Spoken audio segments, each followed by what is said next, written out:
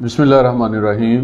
Mirza Mohammad Sadiq SDPO सदर district Muzaffargarh. आज सुबह थाना रोहिल्ला वाली में हमें एक इंतहाई अफसोसनाक इत्तला मौसूल हुई कि एक सजाद हुसैन नामी लड़का अपनी बहन को बदचलनी के शुबा में अपने घर के अंदर कत्ल करने की कोशिश कर रहा है। पुलिस ने इस इत्तला पर फौरी तौर पर कार्रवाई की। फौरी तौर पर पुलिस उस घर के अंदर पहुंची जहां पर मुलज़म सजाद हुसैन अपनी बहन इकरा बीबी को द्रांती और कुल्हाड़ी के वार करके शदीद मजरूब कर चुका था और उसको कत्ल करने के दर पे था।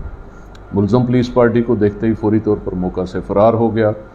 पुलिस ने एमरजेंसी में फौरी तौर पर शदीद मजरूब लड़की इकरा बीबी को, जिसको गैरत के नाम पर कत्ल करने की कोशिश की गई थी, उसको फौरी तौर पर रेस्क्यू किया। रेस्क्यू करके उसको फौरी तौर पर हस्पताल पहुंचाया गया, उसको फ़र्स्ट एड दी गई और अल्हम्दुलिल्लाह पुलिस की बरवक़्त कार्रवाई और बरवक़्त पहुंचने की वजह से वो खातून उसकी ज़िंदगी बच गई और अब वो अल्हम्दुलिल्लाह हस्पताल के अंदर स्टेबल है।